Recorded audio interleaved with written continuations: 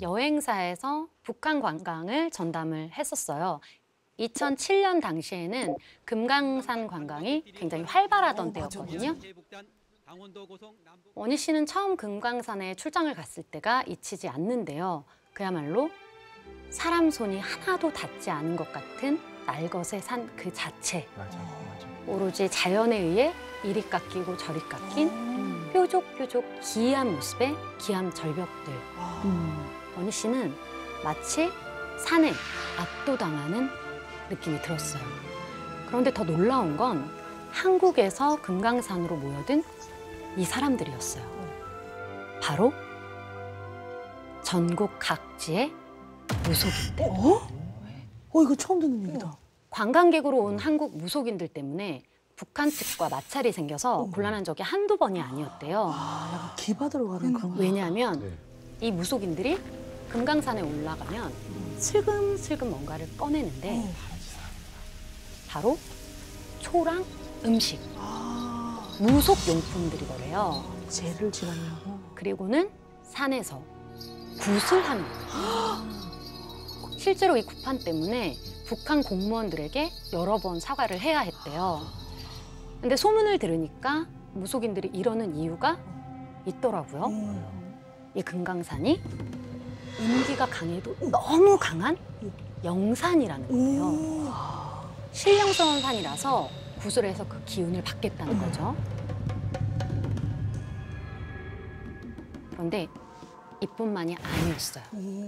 산의 강한 음기 때문에 객귀부터 잡귀까지 오만 귀신들이 산에 모여들여서 그렇게 달라붙어서 산다는 거예요. 이 원희 씨는 금강산에 압도됐던 느낌이 너무 생생해서 참 그런 소문이 돌 수도 있겠구나 싶었대요. 그러던 어느 날 원희 씨한테 갑자기 금강산으로 출장을 간 선배한테 연락 한 통이 오더래요. 사망사고야. 사망사고? 시신 인계 때문에 지금 내려와 있으니까 원희 씨는 속초 경찰서로 와서 좀 도와줘. 금강산에서? 당시 직원들은 강원도 고성이나 속초쯤에서 생활을 하다가 출장이 있을 때만 북한에 들어갔다가 나왔다 이렇게 하면서 일을 했거든요. 출장 일정이 없어서 속초에 있던 원희 씨한테 연락이 온 거였어요. 선배한테 전해들은 이야기는 이랬습니다.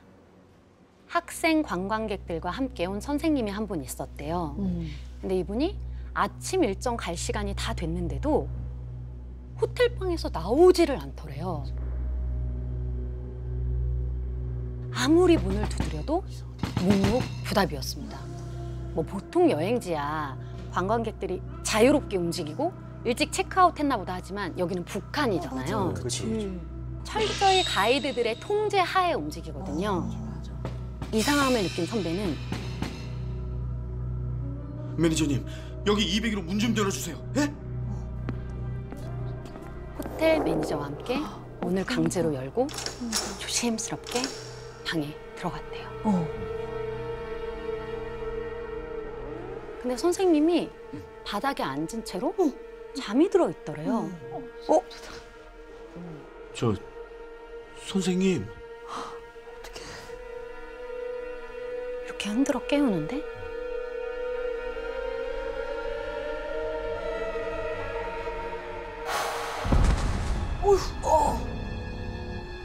이미 돌아가신 상태였던 거예요.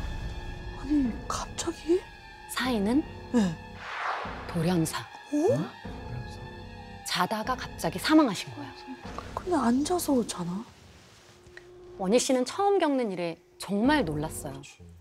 정신없이 선배를 도와서 시신을 인계하고 돌아가려는데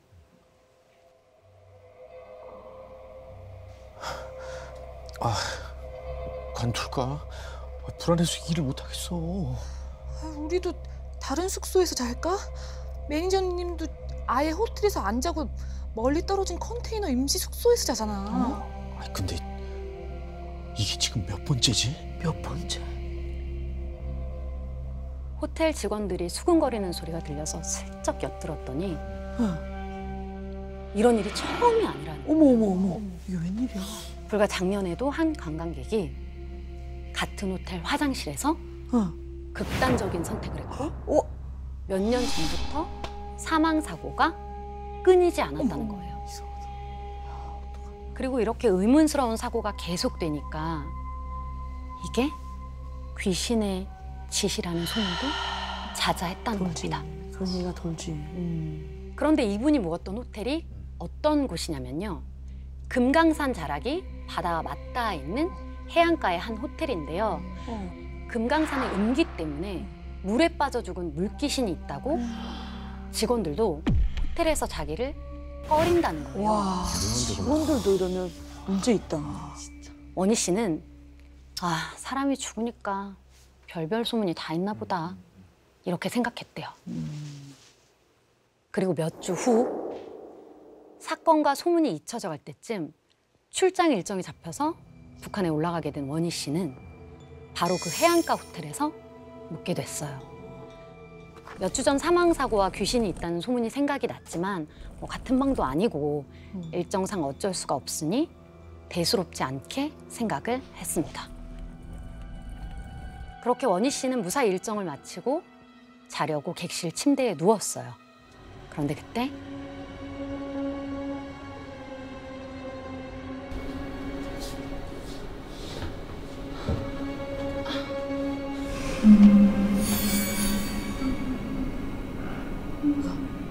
귓가에 바람 소리 같은 게 스치듯이 들리는 거예요.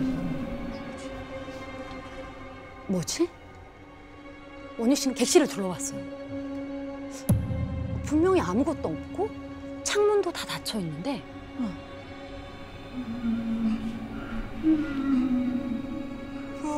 무슨 건가? 자세히 들어보니까 어떤 남자가 흐느끼는 듯한 소리더라고요. 원희 씨는 베개로 귀를 막고 이불도 뒤집어 쓰고 별짓을 다 해봤지만 소리는 그 다음 날에도 밤만 되면 계속 들려왔어요.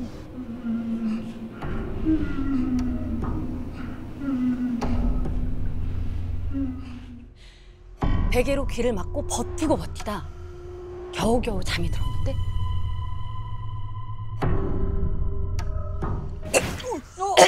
놀래라. 이걸 갑자기 마치 물에 빠진 것처럼 숨이 막히는 거예요. 잠에서 깬 원희 씨가 이게 뭐지? 놀라서 거친 숨을 몰아쉬는데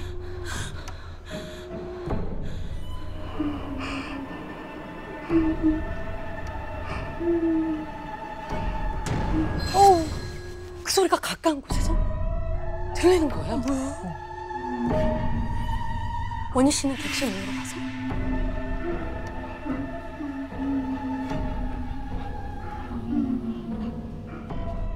살며시 귀를 기울였어요.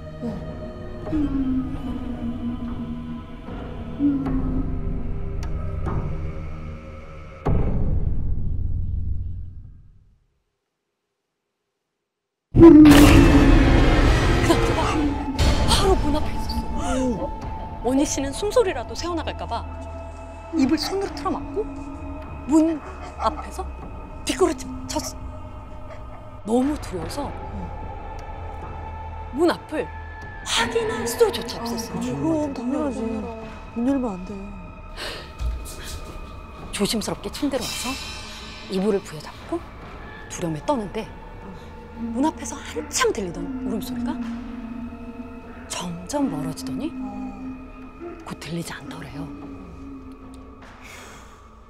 하지만 원희 씨는 잠들지 못하고 뜬 눈으로 밤을 지새웠죠. 그럼 못 자지. 그리고 이른 새벽 1시라도 빨리 이 호텔을 빠져나가고 싶었던 원희 씨가 조심스럽게 문을 열고 복도를 살펴봤어요.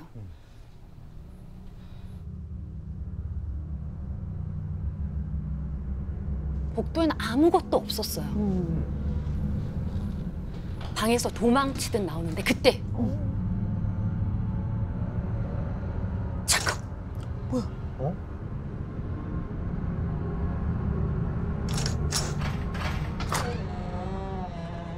원희 씨 방 맞은편 객실 문이 저절로 열리는 거예요. 뭐야? 맞은표? 맞은편이? 그리고 그 어두운 문틈 사이로 밤새 원희 씨를 괴롭혔던 그 울음소리가 들리더니 우와.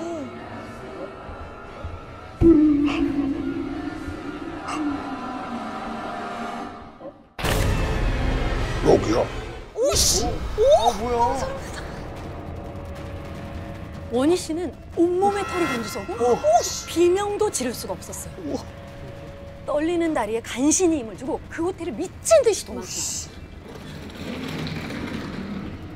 그리고 남은 일정은 차로 30분 거리에 있는 직원용 임시 숙소에서 보냈어요. 그렇게 원희 씨는 다 죽어가는 모습으로 출장에서 돌아왔습니다. 그런데 과장님이 원희 씨의 모습을 보고 한마디 하시더래요. 앞으로 출장 가면 그 호텔은 가지 마. 알고 있는 거야? 그리고 과장님이 뒤이어 해주신 말씀을 듣고 원희 씨는 마치 퍼즐이 맞춰지는 것 같았어요. 원희 씨가 입사하기 몇 년 전 그 호텔에 객실 직원 성훈 씨와 기영 씨가 근무를 하고 있었대요. 이 둘은 한국 직원이라 호텔 객실 하나를 숙소 삼아 지내면서 일을 하고 있었죠. 그런데 휴대전화도 반입 금지고 인터넷도 안 되고 마땅한 오락거리도 없는 북한에서 일하니까 얼마나 답답하겠어요. 심심하지. 퇴근 후에 마시는 술 한 잔이 유일한 낙이었죠. 그날도 성훈 씨랑 기영 씨는 가볍게 술 한 잔을 하고 잠에 들었어요. 그렇게 한참 잠을 자다가 성훈 씨가 얼핏 잠에서 깼는데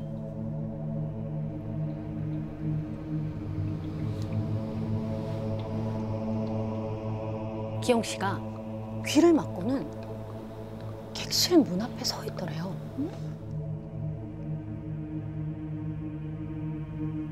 그리고 천천히 문을 열고 나가더래요. 잠에서 살짝 깬 터라 눈도 제대로 못 뜬 성훈 씨는 아, 내가 잘못 봤나? 하다가 스르륵 다시 잠이 들었죠. 다음날 일어나 보니까 진짜로 기영 씨가 숙소에 없는 거예요. 성훈 씨는 본게 맞네. 아, 벌써 출근을 했나? 하고 무전을 했대요. 근데 아무리 해도 답이 없는 겁니다. 퇴근 시간이 점점 가까워져 올 때까지 연락이 안 되더래요. 아, 이거 문제 점점? 생긴 거다. 내가 어제 본 게 맞나? 혹시 그 뒤로 계속 안 들어온 건가? 걱정이 되기 시작했죠. 그리고 다른 곳이라면 모를까 출입이 철저히 통제되는 북한에서는 이렇게 장시간 연락이 되지 않는 경우는 사망 혹은 한국 사람들의 출입이 금지된 북한 지역으로 이탈한 것을 의미한대요. 와, 너무 위험한 상황인데? 그리고 며칠 후 호텔은 난리가 났어요. 근데 터졌다. 가까운 해안가에서 기영 씨의 시신이 떠올랐고 사인은 음주로 인한 실족사. 떨어졌다. 근데 다들 좀 의문을 가졌대요. 그럼. 뭐 기영 씨가 술을 많이 마신 것도 아니고 호텔 주변 해안가는 수심이 1m도 안 되는 얕은 곳이었어요. 룸메이트 성훈 씨는 상심이 너무 컸어요. 그때 일어나서 붙잡을 걸. 죄책감도 들고 다른 직원들은 그런 성훈 씨를 더 챙겨주고 막 위로를 해줬죠. 그런데 며칠 뒤 이상한 일이 일어났어요. 성훈 씨가 넋이 반쯤 나간 채 돌아다니기 시작한 거예요.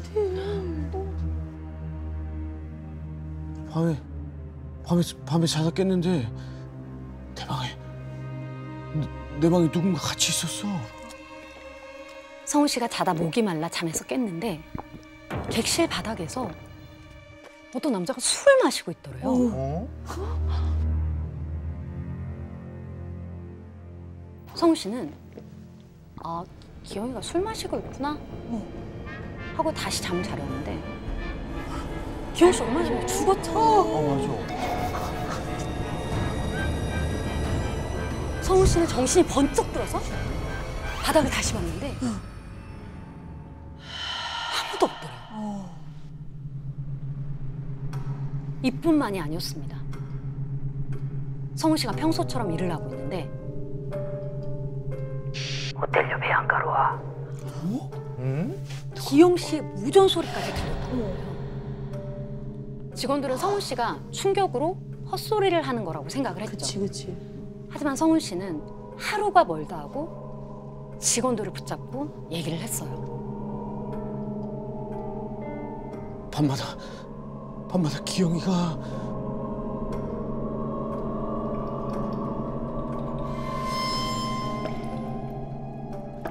물에 흠뻑 젖어서는 문 앞에 나타나 계속 흐느끼면서 날 보고 이리로 오라고 손짓한다고. 심각하네. 그리고 며칠 후 호텔 해안가에서 안 돼. 성훈 씨의 시신이 떠올랐습니다. 기영 씨의 시신이 있던 곳과 같은 곳입니다. 사인은 실족사. 과장님의 이야기를 들은 원희 씨는 떨리는 목소리로 물었어요. 과장님 혹시 그 직원분들 묵었던 객실이 2층 201호. 원희 씨는 말을 이룰 수가 없었어요. 그 호텔을 도망쳐 나올 때 저절로 열린 그 방. 맞은편에 봐. 들어오라고 부르는 듯한 목소리가 들렸던 그곳이 바로 201호.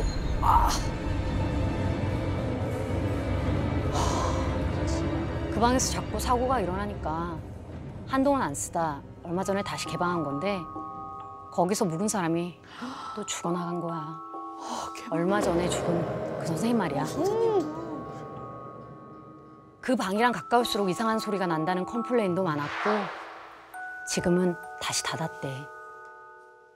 원희 씨는 오싹 소름이 돋았어요. 만약 내가 맞은편 방이 아니라 201호에 묵었다면 흐느낌 소리의 주인은 201호에서 나를 대신할 사람을 찾는 걸까요?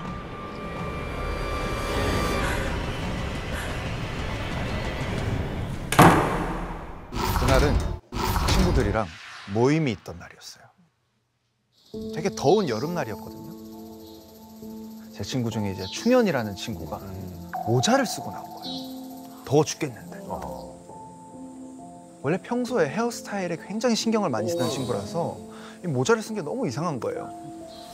그냥 벗어라. 아니야, 하지 마. 아 내가 보기 좀. 진짜 괜찮아. 하지 마. 하지 마. 내가 답답하다고. 나 진짜 하지 말라고. 얘가 원래 그런 애가 아닌데 완전 정색을 하면서 과민 반응을 하는 거예요. 그래. 근데 이제 친구들 중에 또 장난기가 좀 심한 친구들이 있잖아요. 조금 모자 벗긴 애들이 또 그 친구가 충현이의 모자를 확 벗겨버린 거예요.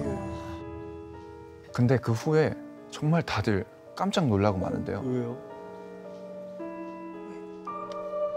바로 충현이 왼쪽 머리카락이 휑하니 반쯤 비어있는 거죠. 왜 이래? 너 머리 왜 그래? 뭔 일 있었나 보다.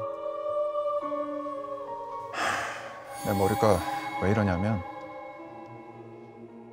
자 이제부터는 좀 더 제가 생생한 전달을 위해서 제보자 분이 아닌 이 이야기의 진짜 주인공 충현 씨 시점으로 좀 이야기를 해드리겠습니다. 이야, 이거 바뀌었어 또. 친구가 얘기하는 것 같아. 2009년 여름 대학생이 되고 첫 방학이었어. 입대 날짜가 얼마 안 남았을 때여서 방학을 좀 의미 있게 보내고 싶은 거야. 그래서 계획한 것이 바로 가족 여행이었어. 전남 곡성 아시죠? 당연히 그 영화 곡성으로 너무나 유명한 곳. 할머니 펜션도 바로 그 곡성에 있었어. 그래서 할머니도 뵐 겸 펜션으로 간 거지. 좋네요. 곡성 안에서도 꽤 깊은 산골이라서 좁은 산길을 지나서 산 초입 쪽에 바로 할머니가 계신 펜션이 있었어. 할머니! 진짜 안녕하세요, 할머니! 또 가족들이 오니까 또 너무 반갑게 맞이를 해주셨어. 오랜만이네요. 그대로요. 다른 방들은 손님이 꽉 차서 모두 1층에 머물면 된단다. 그리고 저기 104호는 절대 가지 마. 혹시 가게 돼도 아무것도 손대지 말고 나와야 돼. 사실 그때는 중요한 걸 두신 건가 하고 사실 할머니 그 말을 그냥 넘겨버렸어. 이제 저녁이 돼서 할머니랑 삼촌 그리고 우리 가족은 마당에서 식사를 했어. 매운도 드세요. 커가지고 군대를 가고. 아유, 다 컸어, 다 컸어. 잘 마셔. 근데 또 이게 마시다 보니까 금방 또 취기가 오르는 거야. 네, 승현아, 들어오세요. 할머니, 저 너무 취해가지고 먼저 들어가서 좀 쉴게요. 그래요. 어서 들어가 쉬어. 방 잘 보고 들어가야 해요. 오, 취했다. 백서호. 나도 사실 술을 마신 지 얼마 안 돼서 이제 정신 못 차리고 딱 방을 들어가는데 불안하다. 할머니가 들어가지 말라고 했던 바로 그 104호. 앞이 막 어질어질해. 근데 그 순간 내 눈에 막 뭐가 확 들어와. 바로 방 안쪽 벽이랑 방문에 다닥다닥 붙어있는 샛노란 부적. 근데 이게 너무 신경 쓰이는 거야. 왜냐면 사실 우리 할머니가 평생 무당 일을 하셨던 분이거든. 은퇴하시고. 이 무당 일을 그만두시고 1년 전에 고향인 곡성에 내려와서 막내 삼촌이랑 같이 펜션을 운영하고 계셨던 거야. 근데 사실 나는 또 독실한 크리스천이거든. 안 믿지. 근데 왜 그랬는지 이게 술김에 안 돼. 눈에 보이는 게 너무 거슬리니까 부적들을 다 착착 떼버렸어.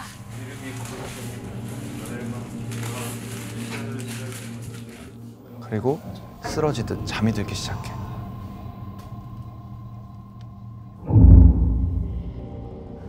근데 잠결에 어렴풋이 속삭이는 것 같은 그런 소리가 들리는 거야.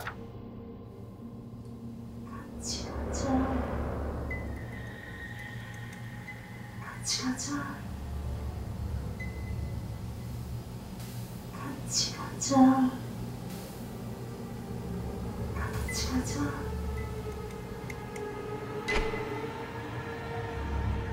본능적으로 이 목소리 우리 가족들 목소리 아닌데 이게 느껴졌어.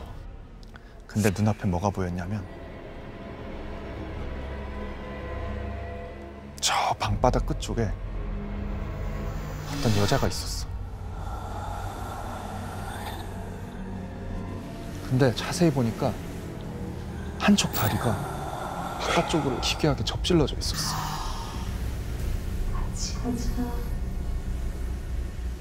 그 사이에 그 여자는 벌써 내 눈앞까지 왔어. 근데 그 여자 얼굴 가까이서 봤는데 어땠는지 알아?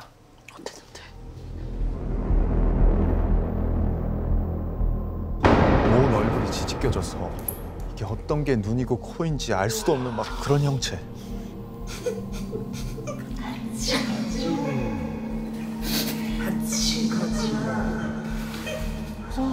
어디를 가?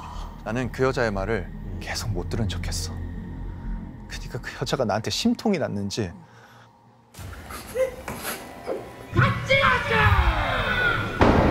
화가 단단히 나서 내 머리카락을 막 이렇게 움켜잡는 거야.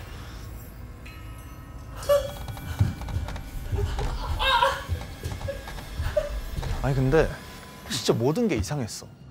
아니 내가 끌려가고 있잖아. 이게 보통 일도 아니고 평범한 일이 아닌데 그렇게 끌려서 마당에 나왔는데 어른들은 너무 태연하게 이야기를 나누고 계시고 이게 아무도 내가 안 보이는 것 같은 거야. 아빠! 아빠! 삼촌! 중재! 할머니 살려줘요! 살려주세요 제발! 아빠! 살려줘요! 살려줘요! 살려줘요! 정말 죽을 듯이 소리를 지르는데 아무도 내 소리를 안 듣는 거야. 왜 이런 거야? 살려주세요 제발! 아빠! 살려줘요! 살려줘요! 그렇게 펜션 대문 앞까지 끌려오게 된 거야. 근데 다행히 펜션 대문 옆에서 막내 삼촌이 통화를 하고 있는 거야. 마지막 희망이. 삼촌! 할머니 살려줘요! 살려주세요 제발! 삼촌! 살려줘요! 근데 아무렇지 않은 듯이 다시 통화를 하는 거야. 못 봤어. 삼촌도 내 목소리가 안 들리는구나. 살려주세요! 살려주세요! 나는 이 여자 귀신한테 머리채를 잡혀서 처음 가보는 산길로 끌려갔어. 살려주세요! 누가 없어요 제발! 살려주세요! 근데 그 순간 누군가 뒤에서 내 손을 확 낚아챈 거였어. 다행이다. 바로 삼촌이었어. 삼촌이 맞구나. 충현아, 괜찮아?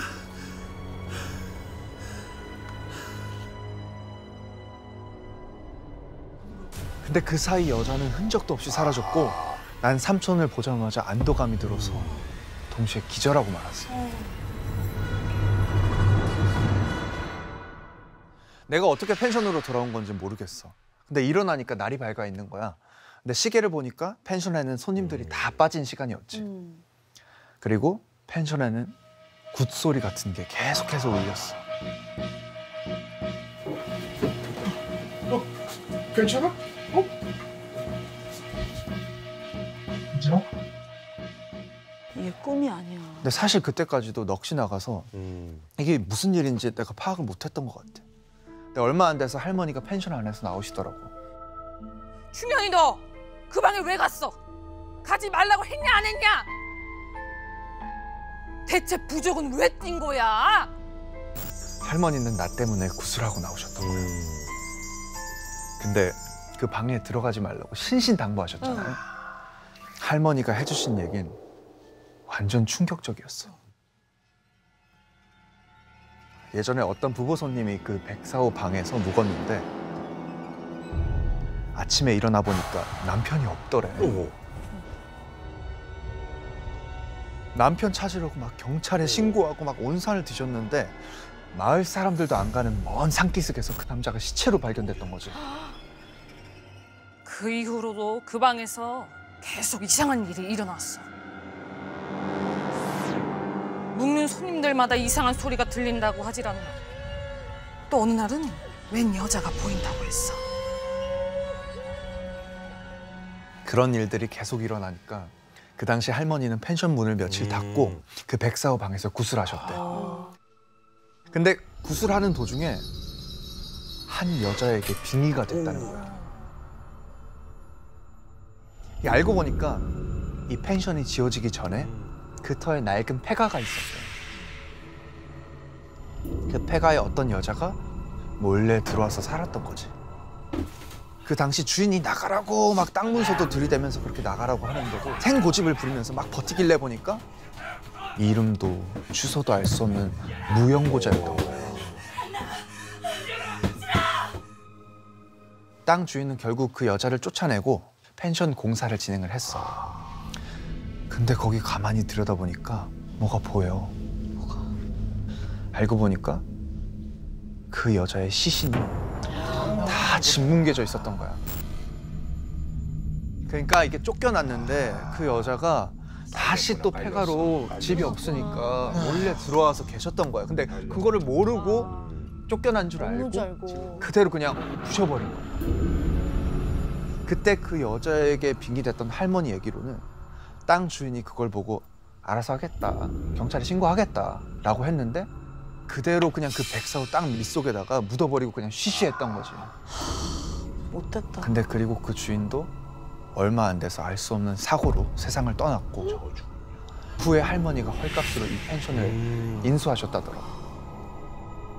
할머니는 그 이후에 그 여자를 위해서 위령제를 지내주셨고 그리고 혹시나 해서 그 방에는 그 부적, 내가 술 취해서 뗐던 그 샛노란 부적들을 붙여놓으신 거야. 당연히 네가 부적을 떼고 나니까 했고 잘한 줄 알고 그런 거야. 하지 말라는 것은 안 해야 돼. 할머니 얘기를 듣고 참 안타깝기도 하고 두렵기도 하고 이게 되게 좀 설명이 안 되는 그런 복잡한 감정이 들더라고. 근데 그리고 그때 문득 산에 삼촌이 찾으러 와준 게 생각이 났어. 산에 어떻게 알고 왔어요? 삼촌도 그 여자 봤어요? 보였지. 아니 근데 왜 처음에 못 본 척했어요? 너무 센 녀석이었어. 그 여기가 아주 강력한 악기더라고. 바로 쫓아가면 내가 못 당해낼 것 같아서 얼른 부적 몇 개 챙겨가지고 따라간 거지.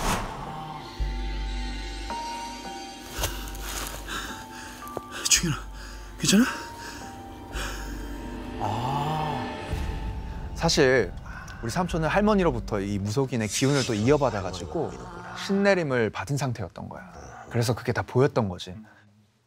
난 그 여자한테 머리채 잡혔던 게 다시 떠올라서 정말 소름이 쫙 끼쳤어. 그리고 머리를 확인해 보니까 저 머리카락이 횡하니 반쯤 빠져 있더라고.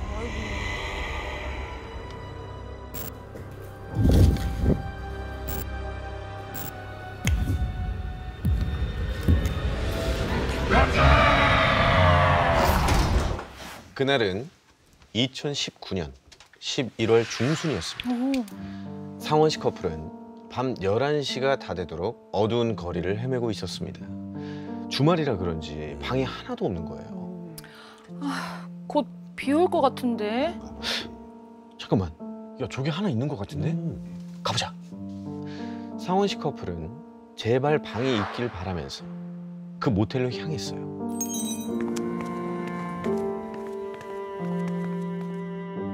저기요. 저기요. 저기요. 네. 혹시 방 있나요? 아, 저기 지금 만실이에요. 아, 알겠습니다. 아, 근데 혹시 주변에 방 있을 만한 데 없어요? 아, 저 뒤쪽도 가보셨어요? 네, 몇 시간 동안 이 근처에 다 가봤어요. 아, 그러셨구나. 주말이라서요. 예약하신 거 아니면 지금 구하기 힘들 거예요. 아, 진짜 방법이 없을까요? 정말 저희가 샅샅이 다 뒤져봤는데 하나도 없더라고요. 아, 그 TV랑 냉장고 고장이 나서요. 손님 안 들이는 방이 하나 있긴 한데, 아, 근데 거기가 좀 지저분할 텐데요. 오, 진짜요? 아, 괜찮아요. 주세요. 상원 씨 커플은 어차피 잠만 자고 일찍 나올 거라서 그 방이라도 얼른 달라고 했죠. 네, 다행이네. 그렇게 별 기대 없이 들어간 모텔 방은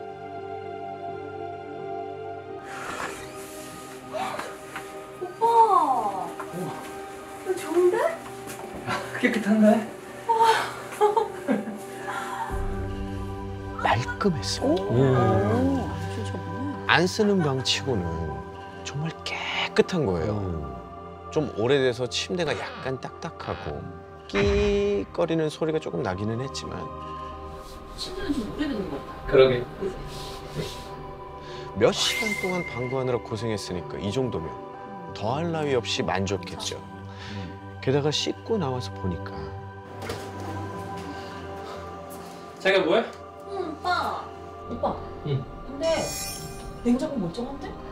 그래?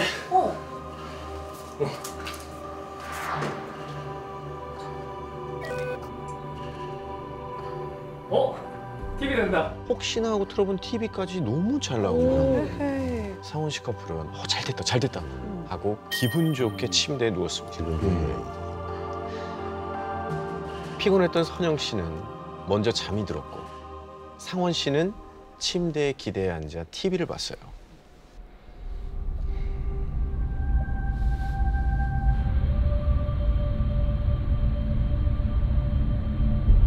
그리고 어느 순간 TV를 보다가 그대로 잠이 들었던 거예요. 피곤하니까.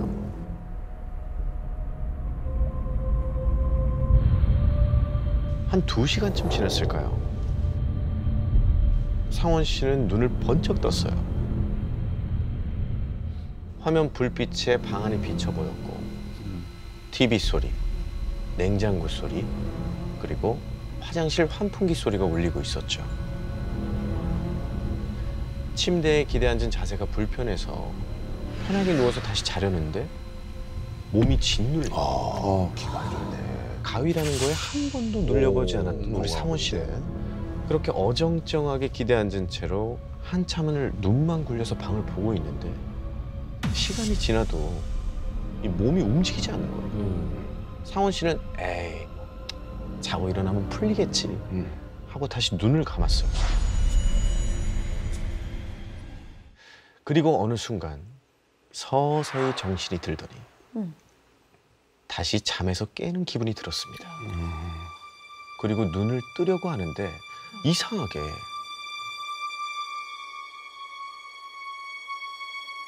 방이 너무 고요한 거예요.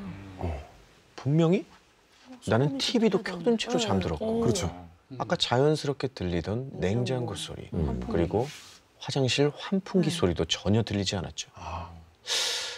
선영이가 TV를 껐나?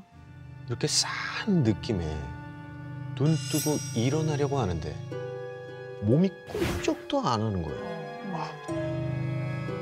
심지어 눈도 계속 안 떠지고. 그런데 그때 고요한 방 안에서 뭔가 이질적인 소리가 들리기 시작했어요.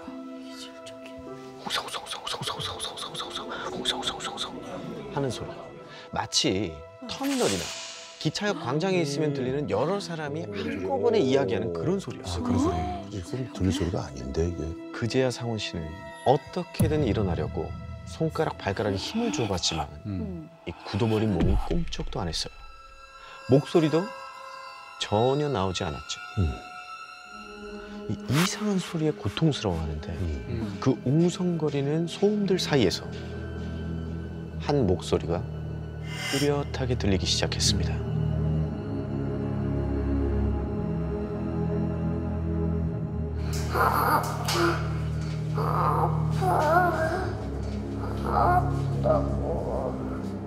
그건 어린 아이의 목소리였는데 아프다는 말을 반복적으로 하고 있었어요. 그런데 그 목소리가 갑자기 여자 목소리로 바뀌더니 숨 막혀. 숨 막혀. 아빠. 뭐야 뭔가가 이 목소리를 바꿔가면서 말을 하고 있는 거예요. 아이, 여자, 중년 남자, 할아버지, 할머니. 계속 바뀌는 목소리가 소름 돋게 울려 퍼졌고 몸은 여전히 옴짝달싹하지 않았습니다. 상원 씨는 정말 미쳐버릴 것 같았어요. 그때 쏴 비 내리는 소리가 들리기 시작했습니다.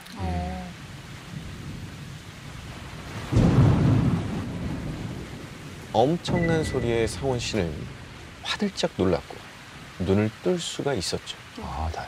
드디어 가위가 풀린 겁니다. 다행이다. 이어서 번쩍 다시 번개가 치면서 얇은 커튼을 통해 방 안이 환하게 비쳤어요.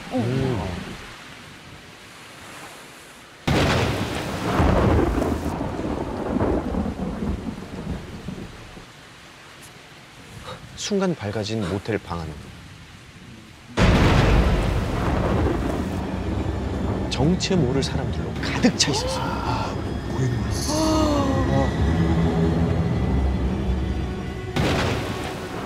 그들은 옛날 소복, 삼배옷, 그리고 정장, 티셔츠, 제각각의 모습을 하고는 상원 씨와 선영 씨가 누워있는 침대를 둘러싸고 있었어요. 그리고 고개를 푹 숙이면서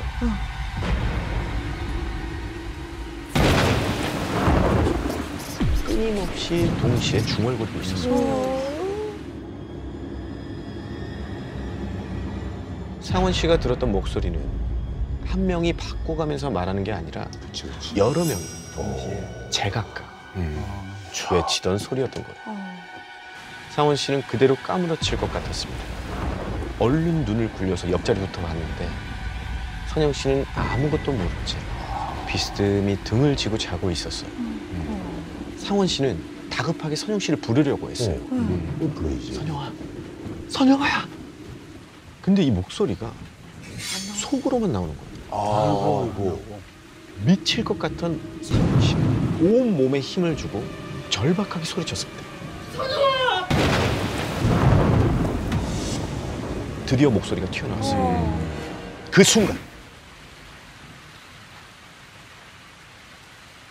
누군가의 손을 잡고 있던 한 남자아이 갑자기 침대 위로 기어오고 점점 다가와서 상원 씨의 몸 위에 올라타는 그리고는 얼굴을 바짝 대고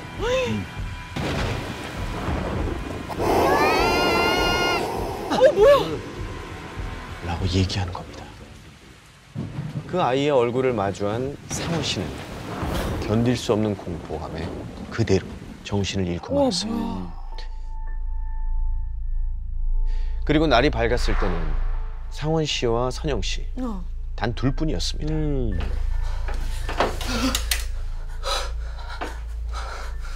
오빠.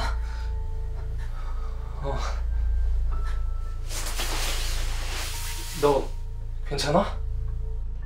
상원 씨는 뭐가? 왜? 라는 대답이 나올 줄 알았거든요. 그렇죠. 자고 있었으니까. 보통 대부분 왜 무슨 일이야? 라고 말했겠죠. 그렇죠. 근데 선영 씨가 약간 떨더니 이렇게 되묻는 거예요. 오빠는? 어? 알고 봤더니 맞아. 선영 씨도 새벽에 뭔가를 봤다는 겁니다. 옆으로 누워 자던 선영 씨도 천둥 소리에 잠에서 깼는데 온 방 안에 가득 찬 그들을 본 거예요. 같이 봤네. 상원 씨랑 똑같이. 그리고 그대로 굳어서 움직이지 못하고 있는데 선영 씨 옆에 침대 밑에서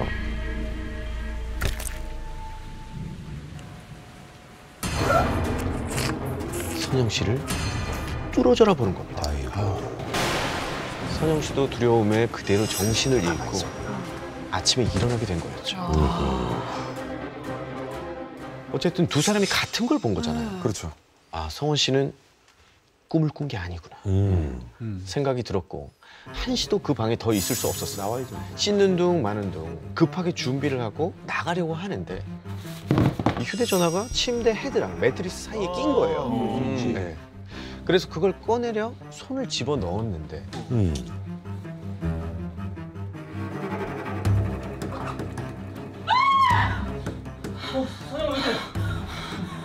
오빠. 이렇게 선영 씨가 가리킨 곳은 바로 침대였습니다. 이 침대 틈 사이로 뭔가 좀 까슬까슬한 뭐야? 이 까슬까슬한 뭔가가 만져졌다는 거예요. 뭐 머리카락이야 뭐야? 놀란 상원 씨가 다가가서 그 사이를 봤는데 정말로 이 침대 매트리스 밑으로 뭔가가 삐쭉 튀어나와 있는 거야. 성훈 씨는 2판 4판 매트리스를 들어 올려보기로 했습니다. 하지 마. 오빠 하지 마. 괜찮아. 괜찮아. 성훈 씨는 말리는 선영 씨를 안심시키고 심호흡을 한 뒤 매트리스를 확 들어 올렸어요.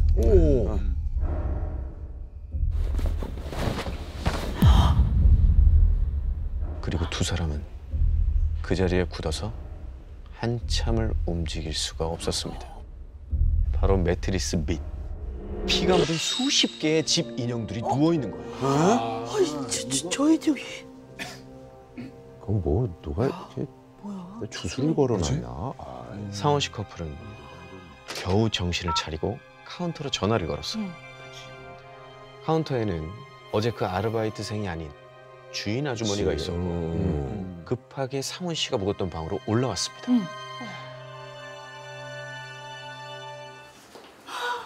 어머나.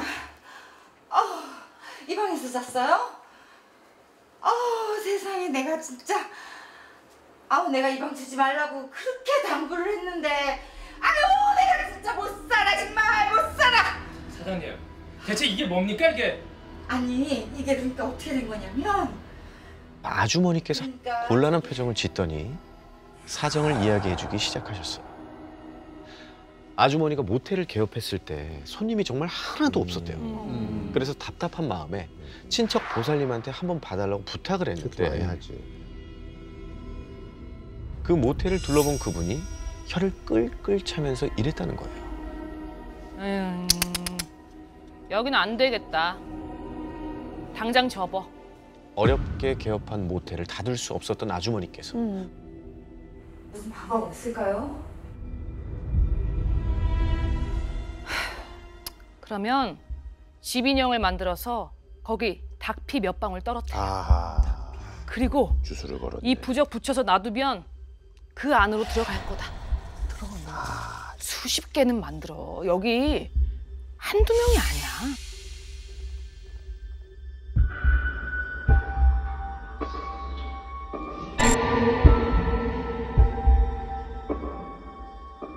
귀신이. 그렇게 아주머니는 보살의 말대로 귀신을 봉인할 집 인형을 만들었고 아예 방 하나를 지정해서 거기에 한꺼번에 몰아놨던 겁니다. 좀 약간 음침한 방을. 성원 씨는 아주머니의 말을 듣자 머릿속에 무언가 번쩍하고 떠올랐어요. 귀신들이 중얼거렸던 숨 막혀. 일어나! 그리고 내려와! 왜 저기 자기네들 위에 올라가 있나 봐. 그렇죠. 무겁다는 거. 내려와. 누르고 있었던 거야. 그건 모르는 사이에 자기들을 깔고 누운 상원 씨와 선영 씨에게 하는 말이었던 거예요. 우와, 맞네. 멍하니 수십 개의 집 인형을 바라보던 두 사람은 새벽에 봤던 그들이 옆에서 함께 서 있는 것 같아요. 도망치듯 그 방을 빠져나왔습니다. 수십 개의 집 인형. 아직도 귀신들을 붙잡아둔 채 그 방에 있을까요?